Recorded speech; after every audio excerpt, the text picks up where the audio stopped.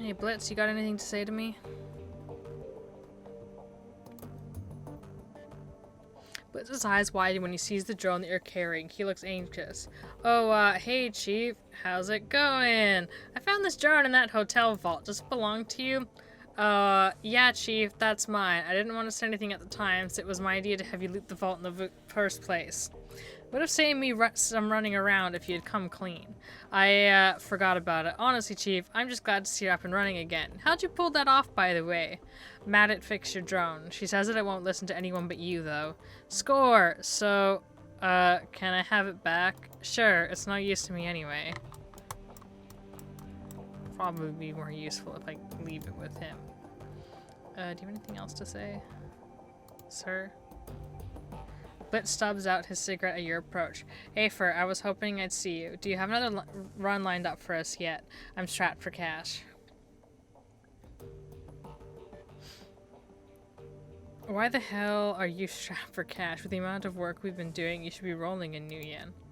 What can I say, Chief? He tries on a thoroughly unconvincing smile, but then immediately seems to think better of it. The anxious look returns to his face. I have expensive tastes. How expensive are we talking about here? Even if you have had a raging cram habit, I think you'd at least have some money left. Expensive. Truth be told, I'm in debt. In debt to who? He hesitates before responding. When he does, his voice carries an edge of annoyance. No offense, but this is getting a little too personal, Chief. My debts are none of your business. You come to me, begging for work, and then tell me that it's none of my business. No, Blitz, you tell me why you need the money. Blitz shakes his head in exasperation. All right, fine. First off, you don't need to worry about anyone coming after me. My debts are to a bunch of old contacts. If I don't pay them, I'm going to lose them, and in this line of work, it isn't smart to burn bridges. Second, before you ask, those debts are for services rendered. I was in a tight spot, I needed some help, and I threw around a lot of IOUs to get it. Third, and finally, the trouble I was involved a girl, of course. I'll tell you about it if you ask me to, but we're verging deep into personal feelings territory. So if you don't want to hear me sob over my ex-girlfriend, you'll drop the subject now. This. You're pretty proper of this. In our line of work, Clark, if I can get you healed, so spit it out and we'll deal with it. Blitz meets your gaze for a moment, then looks away and sighs. Alright, where to begin? I met Emily in Dragonfall. She was the first person who was ever more important to me than myself. I was crazy about her, Chief. To this day, she's the only person I've ever met who could outdeck me. And the real kicker is she wasn't even a decker by trade. There was nothing she wasn't good at. I like to dabble in rigging, but Emily, that girl could pick up anything she set her mind to. Okay, this is a mistake. I take it back. Let's keep it. Sounds like a hell of a girl. She was. She made things right. No matter how stupid I was, no matter what I got myself into, she made it right. I don't think much of many people, Chief. Emotional attachments aren't really my thing. Love seemed like a diluted word these days, so I won't waste it on Emily. Let's just say she was important to me.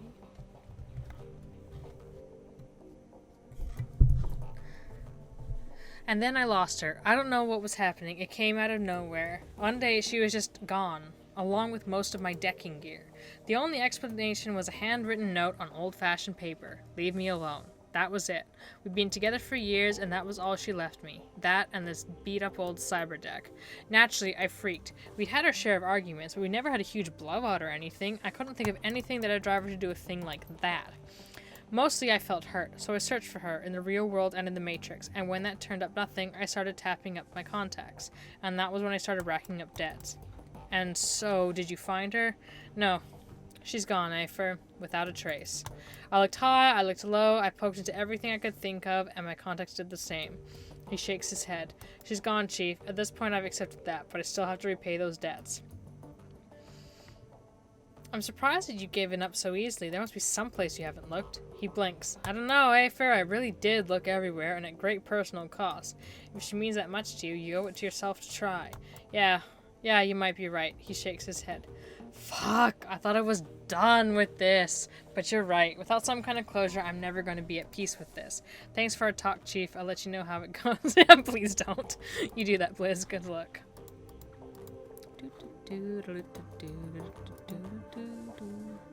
Hello, doggy. Hello. Pet him. And now he'll probably start following me. Or maybe, you know what? Hey, Paul. Hey, Paul. Hey Fred, welcome back. I have news for you. In your absence, I've been looking into the Hartfield Manor. Whatever Feuerschwinge is up to, it's both large-scale and well-funded.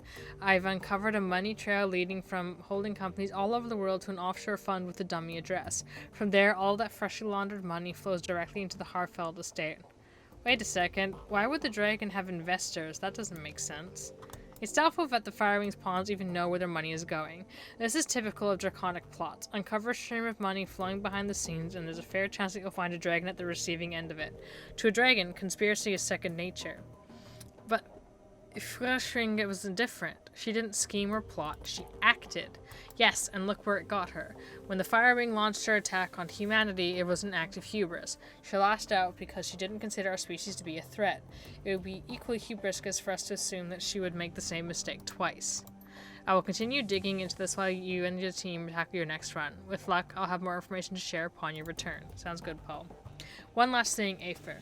Mallet was able to restore the readable surface of one of Green Winter's DVDs. If you'd like to take a look, you will find it sitting beside the player. Just one of them? She's still working on the others. Many of them are extensively damaged, and getting anything off of them is proving to be quite a chore. She has told me that she'll be in touch if and when she makes any headway. Thanks, Paul.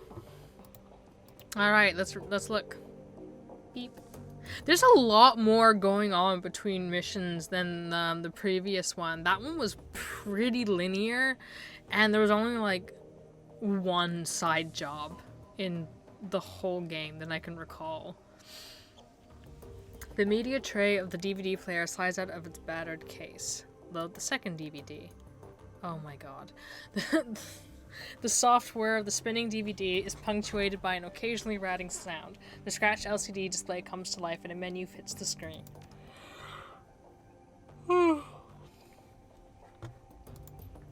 Alright, as I said in my last recording, I've been having trouble finding hard facts on the Firewing, so I thought I'd open things up a bit. Let's see what the rumor mill has to say. The screen jumps and Winters reappears in a different location. He is now clutching a mug of soy calf in both hands and there are bags under his eyes. Well, that was enlightening, assuming that any of it was true, that is. So for the past 5 hours I've been poking around some of the crazier fringe theories related to dragons and the Sox. As a reminder, the Sox is an irradiated wasteland between France and Germany. It got zoned off back in 2008 after the Cattenom-Gau reactor meltdown. Anyway, there are all kinds of rumors floating around about the place. I've heard stories about a walled city in there that operates on a survival of the fittest, kill or be killed basis. Sort of like a nightmare version of Berlin. All the anarchy, but none of the stability that the F-state provides. The radiation poisoning, cancer, and mana pollution are just the icing on the cake. So, when Adrian helped the Luftwaffe shoot for Firewing down, she crashed into the Sox. That much is well known. What isn't as well known are all of the modern-day myths that have risen about her since, and tonight I've heard an earful. I chatted up a girl who claimed to be a ghost rat. That's a smuggler that operates in the Sox. She told me about a dragon cult called Disciples of the Cleaning Fire. Apparently, these cultists worship some sort of radioactive ghost dragon. Could be Firewing or it could be nothing, but it's worth digging into all the same. Another thing that my little ghost rat told me, the popular rumor in the Sox is that Firewing's astral form was, I guess you say, mutated by all that background radiation. Some of the glowpunks out there say that she shed her body like an old coat. Others say that she's trapped, doomed to languish as an intangible radioactive ghost. I don't know how much credence to give any of this. After all, I don't have any proof that my ghost rat is even a ghost rat. She might be, but then she could also be a run-of-the-mill glowpunk. Or maybe she's just yanking my chain, she's never been into the Sox at all. Who knows? Well, it's food for thought anyway. I don't know whether the thought of some radioactive ghost dragon thing is any scarier than a genuine dragon, but it's interesting all the same. Now the big question is, will any of this get me any closer to finding Adrian? I'm gonna go out on a limb and say no, but you can never tell. Alright, let's continue thinking outside the box. After the Dragonfall, the Great Dragon Kaltenstein came flying into the Sox to rescue the Firewing, but he was driven off, some say killed, by Lofir and Nebelherr. So what if there's another dragon involved in all of this? Winters grabs a thick, leather-bound tome from a shelf behind him, licks a finger, and begins to leaf through it. Alright, so let's run down the list of major dragons that could be helping her. Stop yawning. First, there's the golden worm, Lofir. a CEO of Shadowrun and possibly the single most dangerous being on Earth. Lofweir's a local boy, so he'd be in a position to help Firewing. He certainly has the financial capability to help her. He could send a small army into the Sox if he wanted to. So he's definitely got the means, but I can't see how he'd have the motive. He actively prevented the Firewing's rescue back in 2012, after all. Same thing is true for Noblehair, so let's scratch the both of them off the list. He flips a page, frowning. We've got Aiden, the Great Sirush. He's operating out of Turkey. By all accounts, he's not a fan of Lofweir. They're actively competing for territory in the Middle East, so I suppose it could be considered motive. Reviving the Firewing might cause problems for Golden Worm. But would he risk a war with Shadowrun by straying into Lofweir territory? Again, I don't think it's likely. He turns another page. There's Kelidir out in Wales. He's pretty heavily invested in Transys Neuronet, so he's got the money, but he's too busy dealing with the BTL killer scandal that Transys is going through out in London to get his claws dirty in the socks. Dunkelzan out in the UCAS. He pauses, shakes his head, then he slams the tome shut. No, this is a waste of time. The more I think about it, the more convinced I am. The Firewing is acting alone. Dragons don't cooperate unless they absolutely have to. After all, why bother making nice with your equals when you've got an entire planet full of pawns at your disposal? They don't need to work together, they have us to exploit. While this track does load, it's clearly corrupted. The screen fills with meaningless stream of text. See the word old. Jumner. Innings.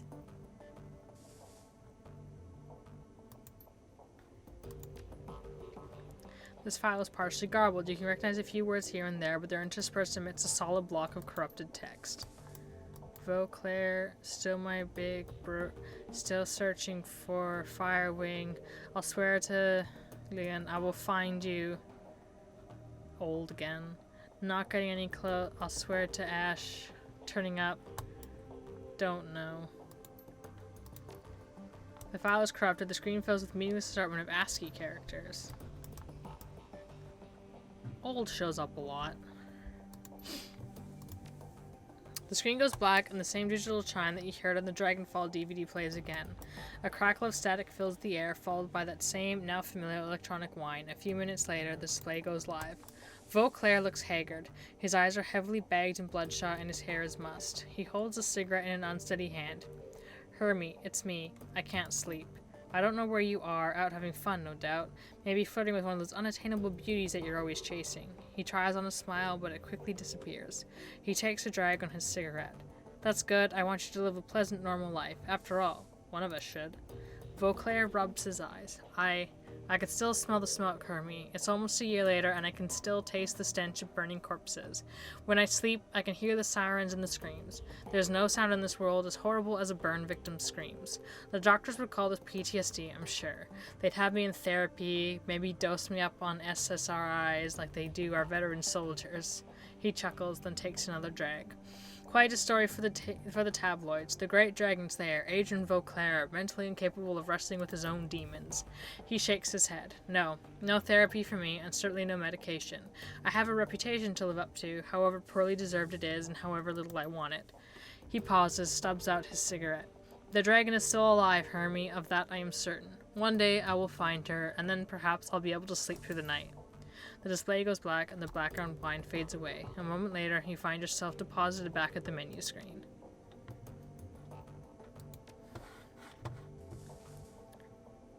Hey, Daytrick. You really came through for me, boss. If you ever need anything from me, anything at all, then you can call on me. I'll come running. How's Alexander holding up? He's a good kid, that nephew of mine. Give him some time and he'll shake Stahl's programming. It might take a while, but he'll adjust to life here in the Cruise Bazaar. In the meantime, I found a good home for him. Samuel's agreed to take him in. Is that wise? Samuel's employees have no love for humanities. Most of them don't even like humans. Best thing for the kid will be able to learn through immersion. If he stays with Samuel's group, he'll have no choice but to interact with the metahumans. Soon enough, he'll learn that they're no different from anyone else. First few days will be rough, no question, but he'll make it through and come out the other side a better man for it. You've done your part. It's on him now, one way or another. He nods grimly. Yeah, that's right, it is. And when push comes to shove, he'll do the right thing, just like he did with Stahl. Now, on to other things. Remember when I was telling you, back before we climbed into the van? Yeah, you were saying that the Dragon Slayer was happy and that you'd be given a reward. Did he say anything? I don't remember him saying anything. That's right, thanks to our, let's not mince words, heroic actions back in that swine pit, the Dragon Slayer has seen fit to grant me his favor. His grin widens, and now I know what that means and what I can do with it. Well, don't keep me in suspense. He gestures at the ground near his feet. This. As you watch, the spot that Daytrick is pointing at begins to glow. Lines of force spread out in a scintillating web, and a feeling of raw power suffuses your body. I've just torn open a channel between myself and Dragon Slayer. The power that you feel is his power pouring through the ether and onto that spot. If you're familiar with ley lines, it's the same basic concept. I consecrate a patch of ground, and as long as I stand in that spot, all of my magic gets stronger. He crosses his arms over his chest. Not bad, huh? What about another mage or shaman? Could someone else benefit from one of those channels too? He shrugs. Don't see why not. Like I said, it's basically a ley line. As long as you're on the Dragon Slayer's good side, I don't see why you couldn't use it. My idol, he isn't stingy with his gifts. Anyway, boss, I want to keep fiddling with this, learning to properly control it, and I'm sure that you've got good things to do as well. You take care of whatever else that needs doing, and by our next run, I'll be ready to use this. Sounds good. Take care, Daytrick. You too, boss.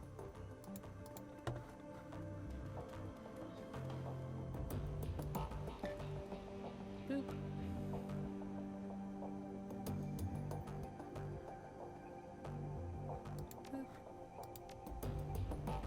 Talk to Iger. Let's talk to Iger, thank you. As we approach, Iger turns to face you. Her rifle has been field stripped and is lying in pieces on a sheet of butcher paper. Arranged in a neat row along the edge of the paper are bottles of copper solvent, bore cleaner, and lighter fluid. Our fearless leader returns. What do you need? Any thoughts about that last run? Nothing we haven't already talked about. Okay. You said that you had concerns about me. I'd like you to voice them. She shrugs. Alright, if that's what you want. You're green, Afer. Too green to lead this team. That's my professional assessment, and yeah, I'm concerned about the situation. You can alleviate those concerns by doing your job and doing it well. That's the only thing that'll fix this. Is time. I'm not going to let history repeat itself, Afer. That won't happen on my watch. I thought that we were past this. You said that you don't blame me for Monica's death. I don't. That's not the history I was talking about. Let's just say that I've had bad luck with underexperienced teammates and leave it at that. So is there something else you wanted to talk about, or can I get back to cleaning my rifle? I'd like to hear about your time in the KSK. She shakes her head. No, I'm not in the habit of sharing war stories, Afer, not with people who've never served. It doesn't have to be a war story, I just want a better idea of who I'm running with. She looks you in the eye a moment, evaluating. Finally, she shrugs. Alright, Afer, you win. I owe everything to my time in the KSK, from my street name on down. So, you tell me what you want to know and we'll see where this goes.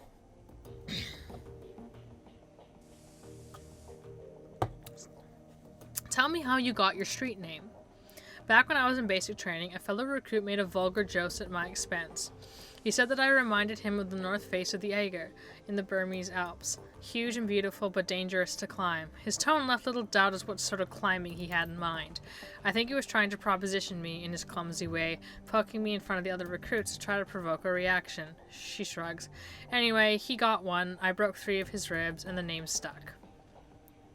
Served him right. Iger responds you with a critical eye. You might actually mean that, but then you may just be trying to get on my good side. Anyone who'd use a line that bad deserves to get smacked around a little. She nods. For once, we're in complete agreement, but there was more to it than that. As soon as that idiot made his little joke, it was with foregone conclusion that I was getting saddled with the nickname Iger. My only choice in the matter was whether it happened under his terms or under mine. If I hadn't broken that twit's rib, the name Iger would have meant a difficult sexual conquest to a whole barracks full of recruits. That's what I would have been to them from that point on, my own accomplishments be damned. Thanks to what I did, my new name meant the troll who doesn't take shit from anyone instead. It's a name I'm proud to go by, and I've hung on to it ever since. Iger pauses for a moment, then looks you in the eye. A word of advice to you, Afer. If anyone ever puts you in the position that he put me in, if he demeans you in front of your unit, whatever his intent, the appropriate response is to put that person down. Hard. Out in the field, nothing will kill you faster than losing the respect for your team. By that logic, I should have broken your ribs after Monica died. In your place, I would have. She looks you up and down, appraising you. Not that you would have succeeded if you tried, but in terms of saving face, it would have done wonders. In all seriousness, Afra, I'm sorry that I put you in that position. I shouldn't have, and I acknowledge that. She straightens. Now anything else, or can I get back to prepping for our next run? So tell me about your team. She nods. Fair enough, I guess you've earned it. There were 8 of us, 2 commando squads working together as a single unit. Schmidt and Lange were combat deckers. Wolf was our rigger and combat engineer. Fischer handled demolitions. Braun was a medic. The rest of us, Metzger, Kruger, and myself, were weapons experts. Our mission was extraterritorial, technically illegal, but important enough to justify the risk. We'd been sent across the border into Poland. The Russian mafia had set up a cottage industry and human trafficking all along the Oder-Neisse line, and it was our job to disrupt it. That sounds more like a police action than a military operation. Wouldn't the GSG usually handle that kind of thing?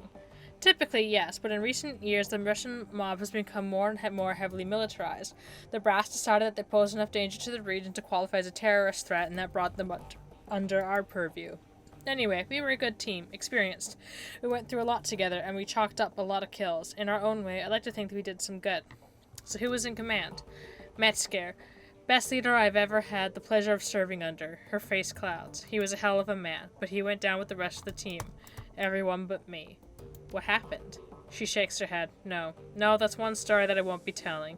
They died. That's all you need to know. Thanks, Iger. She turns back to the disassembled components of her rifle. Sure thing, fearless leader. Good talk. Hey, Glory. For the first time since you've met her, Glory's expression seems to brighten. It's subtle, but it's there. You're sure of it. Afer, a pleasure as always. Need anything from me? If I didn't know better, I think you were warming up to me. She studies her face a moment before responding. I suppose you might say that. I don't talk to many people, Afer. It just doesn't seem to be worth the effort. I don't really feel much anymore. Not since... She caresses the chrome of her forearm with a hand made of articulated steel. This. If that's true, why are you still talking to me? I suppose because you've shown an interest, and because you haven't let me push you away. She locks eyes with you. Her expression is blank. I don't want to mislead you, Afra. I still don't feel anything. Not warmth or friendship or even trust. But I can appreciate the effort you're making. It's something new, and it's worthy of exploring. I guess because she's so heavily chromed up, she probably has very, very low essence, and so she's very disconnected from herself. So she's like, would be very dissociative, borderline cyber zombie. How are you doing, Glory? Golden as always, Afer. No problem here. Any thoughts about that last run? No, Afer. Nothing right now. You said that things went bad when you turned 14. I was gonna say, are you ready to tell me about the chrome you're sporting? I'm getting there, Afer, but you'll have to give me some time. The answers will always come when they do. You said that things went bad when you turned 14. I'd like to keep talking about that. She stares at you, her face expressionless. No, I'd rather not. Why not? Because I don't see a reason to. The memories are unpleasant, and dreading though it doesn't serve any real purpose. You're wrong about that. The last time we talked, it had an impact on you. That's reason enough to continue. She pauses a moment to consider your words, a troubled look on her face. I suppose that's true. Feeling discomfort is better than feeling nothing at all. Alright, here's the deal, Afer. I'm gonna talk, you listen. When I'm done, I'm done. No complaints and no arguments, and we'll see what happens. Deal? Deal. Right. The 1,000-meter stare creeps back into Glory's eyes. A moment later, she's locked away in her own head again, reliving memories that she'd long since filed away. So a few days after my 14th birthday, I began to express. Magically. Or magically active? I was. Glory gestures at her cyber-riddled body. Not anymore. There's another long pause, and Glory becomes more animated. Anyway, I turned 14. I awakened. I don't even remember how my parents found out about it anymore. I think that my dad caught me playing with a tiny city spirit that I coaxed out of a pile of garbage, something like that. With everything that happened afterwards, those days are kind of a blur. What I do remember is that my father's response to the revelation that his little girl was a witch, a hex. He beat the living shit out of me with his fist, and then his belt, and then a claw hammer that he grabbed out of his toolbox. Holy shit. All the while my mother was screaming and flailing at him. She took a couple of licks with the hammer too. I'd very much like to murder your father. It's a common sentiment, believe me, but I appreciate the thought.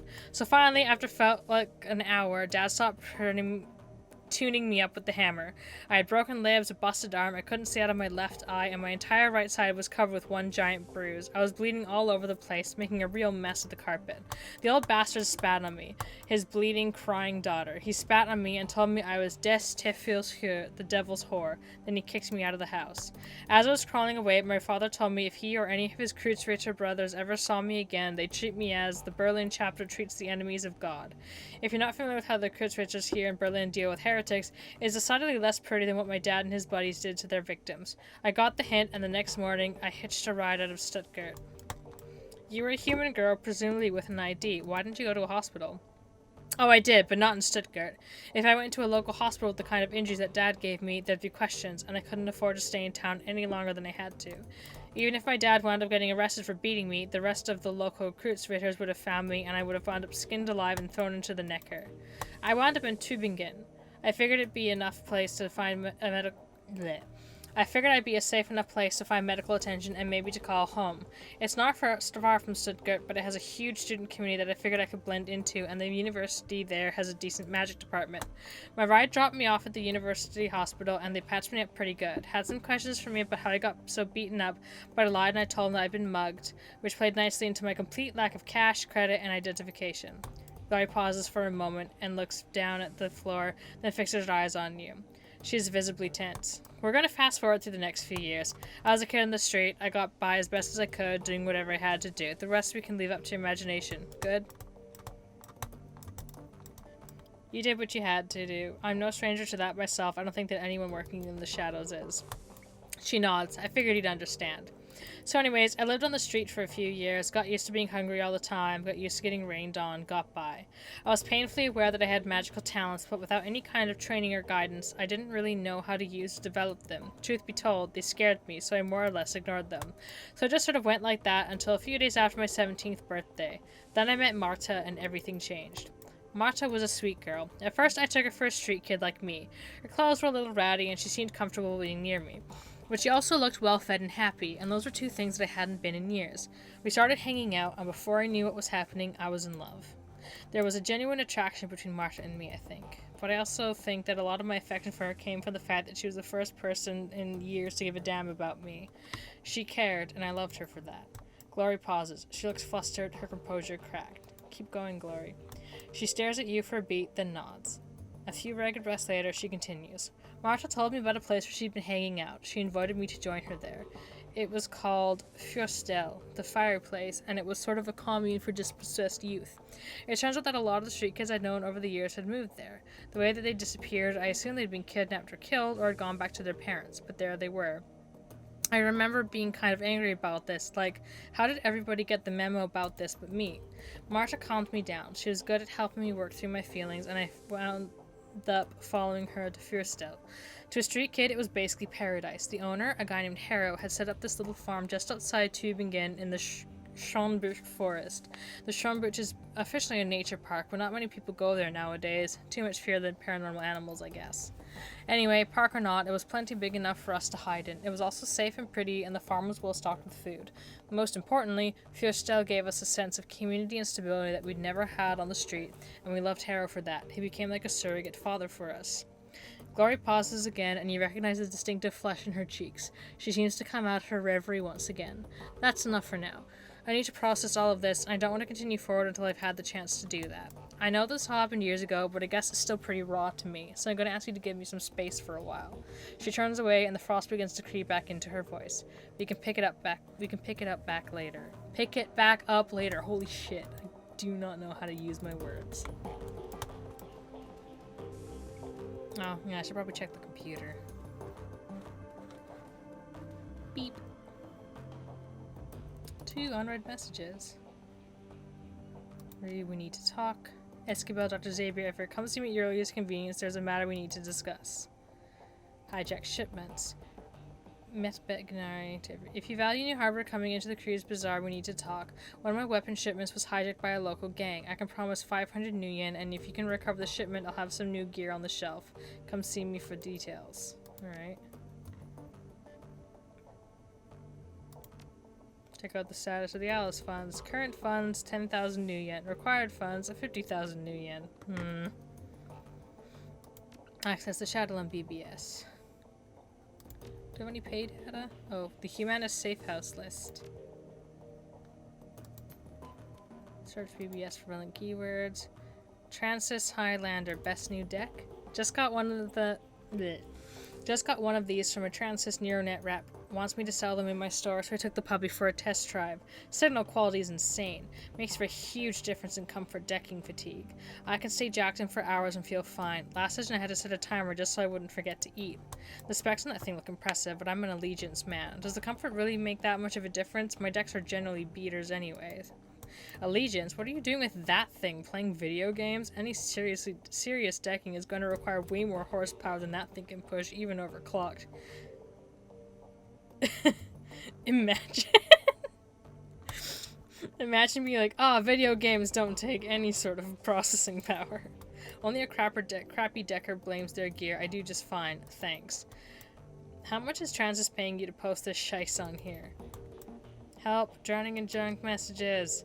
Hoy, chummers, I could use your help. Every time I jack into the Matrix these days, I'm flooded with junk mail. There's so much of it, I can't even see. Can anyone help me? Great, another newbie who thinks he's on a tech support board. Hey, stuff it. I wouldn't ask, but I'm desperate. I can't deck like this. Alright, Thunder, calm down. It sounds like an ad bot is keyed into your deck. Been poking around anywhere sketchy lately? I don't need details, a simple yes or no will do. No, Bandit, I haven't been anywhere like that, I swear, please help me. What you want to bet he gave his personal info to some scan site? I'll give you 10 to 1 odds. No, I don't think so. All I've done was make an online dating profile. Let me guess, meet and mate? How did you guess? That's not a real dating site, Thunder. It's a place where desperate people go to get infected with malware. But what do I do? How do I make it stop? I don't know. Buy a new deck. Best of luck.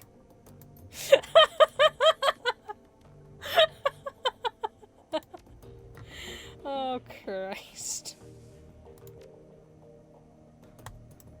Oh, claim payment for the Humanist data steal. Yay! 3,750. Here's your payment as promised. A moment later, a second message pops into your inbox. Your payment details. Payment from client, 2,200. Deduction for crew salary. Emergency resupply costs. Automatic deduction for Alice funds. Remainder sent to Aphra's account. Oh, they automatically put stuff into the Alice funds so you don't end up in a position where you have no fucking money left and you soft lock the game. Alright, let's look at them. MKVI prototype extraction. Amsel's face winks onto the screen. Aphra, here you will find the complete transcript of my conversation with Herr Schmidt, a potential client. As you will see, the details of the job are a bit more vague than I would like, but the payout is quite substantial. After reading the transcript, you may choose whether or not to accept the job. If you respond in the affirmative, our client will be notified and I'll make all necessary preparations for the run. One other thing. Herr Schmidt provided me with a device to assist you on the run. He calls it a little black box. Apparently, it can be used to compromise the power and security systems on the run site. If you opt to take the job, be sure to take it with you. Amsel's image flickers and winks away. A moment later, a glowing blue text field begins to scroll up to the bottom of the screen. Greetings, Herr Amsel. I trust that this connection is secure. Naturally. To whom do I have the pleasure of speaking? Call me Herr Schmidt. Very well, Herr Schmidt. You have some business for me. Indeed, I have a job for your team. A simple matter. Judging by what I've heard of your team, I imagine they'll be well suited to the task. Go on. The interests that I represent have learned that AG Chemi Europa is working on a company-wide project, something very secret, very new. Reliable sources inform me that they're keeping a working prototype of this new venture at the Berlin factory. I see, and your employers wish us to acquire this prototype for them. Naturally. What is this project? If you want my team to grab the prototype for you, they'll need to know what they're looking for. I'm not at liberty to say. I can tell you that the prototype has been labeled Mark 6.